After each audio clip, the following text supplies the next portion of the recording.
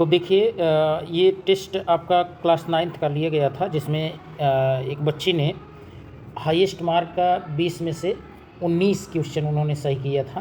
तो एक बार मैं और सारे जो ऑप्शन हैं उसको भी डिटेल में बता देता हूँ, ज़रा देखें, ये काफ़ी हेल्पफुल रहेगा आपके लिए। देखिए जिप्सम का अणुसूत्र क्या होता है, तो जिप्सम का तो आप CaSO4 इंटू 2H2O तो है ही। इसके अलावा और जैसे आपका ऑप्शन ए में आप देखें CaSO4 इंटू 1/2H2O जो देख रहे हैं, ये किसके लिए है, तो ये जो आप देख रहे हैं ये है प्लास्टर ऑफ पेरिस का। और जो ये दूसरा ऑप्शन बी वाला है यानी 2SO4 इंटू 10H2O, ये आपका जैसे अगर यहीं पर होता यानी 2CO3 इंटू 10H2O तब तो हो जाता धावन सोडा, है ना। और ये तो आपका ब्लीचिंग पाउडर जिसे आप व्यंजक चूर्ण कहते हैं, ठीक है। तो सेकंड क्वेश्चन आप ज़रा देखें। सेकंड क्वेश्चन में दिया गया है कि मोहर लवण का अणुसूत्र है, तो मोहर लवण का अणुसूत्र तो आपको पता है NH4 का whole twice into FeSO4 into 6H2O।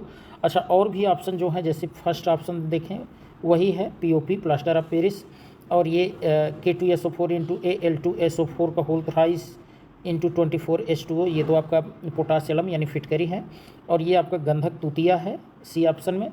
Next question आप देखते हैं प्लास्टर ऑफ पेरिस POP का, तो ऑलरेडी इसको तो हम लोग अभी शुरू से पढ़ते चले आ रहे हैं, तो ये तो यही है CaSO4 इंटू 1/2H2O या हाफ H2O। अच्छा, इसका chemical name calcium sulphate hemi hydrate भी इसी को कहते हैं, और सारे ऑप्शन के बारे में आपने देख ही लिया है।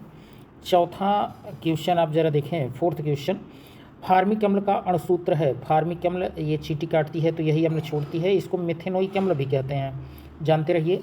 और ऑप्शन ए में H2CO3 को कहते हैं कार्बोनिक अम्ल, और ये आपका ऑक्जेलिक अम्ल है, ये आपका नाइट्रिक अम्ल है, ठीक। नेक्स्ट क्वेश्चन आप ज़रा देखें, निम्न में से पदार्थ यानी द्रव्य नहीं है, तो सूर्य का प्रकाश जो होता है ये द्रव्य नहीं है, जबकि कपड़ा हुआ, ये बर्फ़ हुआ, ये सब क्या है, द्रव्य है ना। कपड़ा बर्फ़ क्या है, ठोस है। सूर्य के प्रकाश को आप ठोस द्रव गैस कुछ नहीं कह सकते, ये एक प्रकार की ऊर्जा है, ठीक।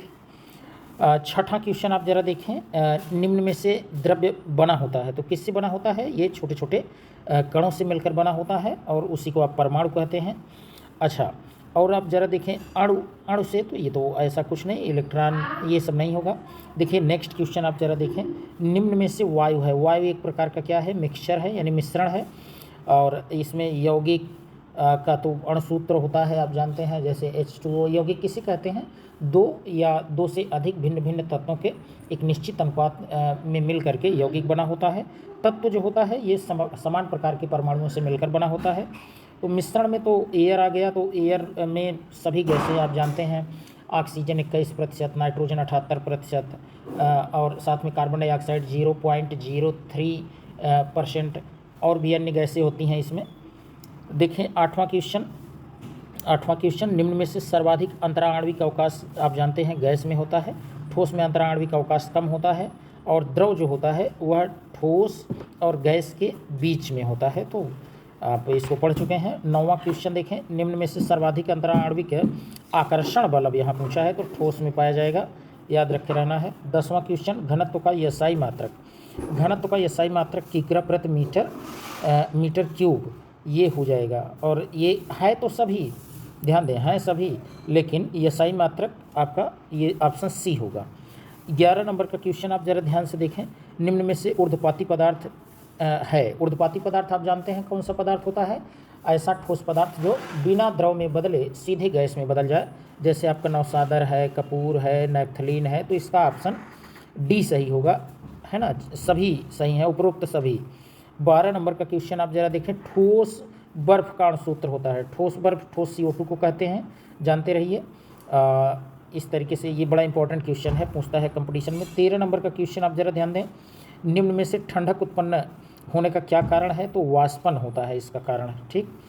14 नंबर का क्वेश्चन आप ज़रा देखें, 50 डिग्री सेल्सियस में कितने केल्विन होगा, तो 273 जोड़ दीजिए, तो 323.15 केल्विन, ये ऑप्शन सी सही होगा। 303.15 केल्विन बराबर कितने डिग्री सेल्सियस, तो 273, 273.15 घटाएंगे तो 30 डिग्री सेल्सियस मिल जाएगा आपको, तो सिंपल है।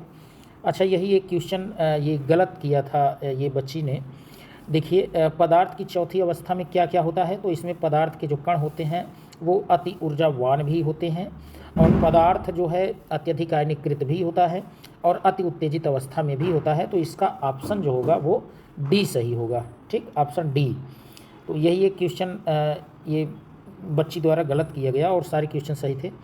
देखिए 17 नंबर का क्वेश्चन, बोस-आइंस्टाइन कंडेंसेट अवस्था में क्या होता है, तो इसमें पदार्थ का घनत्व वायु के घनत्व का 10 की घात -5 भाग के बराबर होता है, और पदार्थ के कण अति ऊर्जावान, अति आयनीकृत, ये सब प्लाज्मा अवस्था का पदार्थ की चौथी अवस्था गुण है। तो सी ऑप्शन सही होगा। 18 नंबर का क्वेश्चन देखें, वह प्रक्रिया जिसमें इत्र की गंध वायु में चारों ओर फैल जाती है, तो ये विसरण के कारण होता है, जानते रहिए।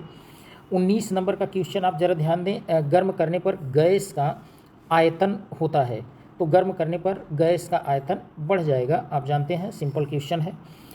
लास्ट क्वेश्चन आप जरा देखें, लास्ट क्वेश्चन ऑक्जेलिक अम्ल का अणुसूत्र है। ऑक्जेलिक अम्ल का अणुसूत्र आप जानते हैं क्या है, H2C2O4। ठीक है, इसी को आप COOH सिंगल बॉन्ड COOH भी कहते हैं। इसके अलावा आप जानते हैं आप COOH का होल ट्वाइस भी लिख सकते हैं, या डायरेक्ट काउंट करके H2C2O4 करके लिख सकते हो। तो आप इसको इस तरीके से लिख सकते हैं, H2CO3 कार्बोनिक अम्ल है, ये फार्मिक अम्ल है, नाइट्रिक अम्ल है, तो इसका ऑप्शन डी सही होगा, आप जानते रहिए। ठीक, यदि आप नए हैं तो चैनल को सब्सक्राइब करिए, साथ में अपने मित्रों को भी इसको शेयर करिए। आज के लिए इतना ही, धन्यवाद।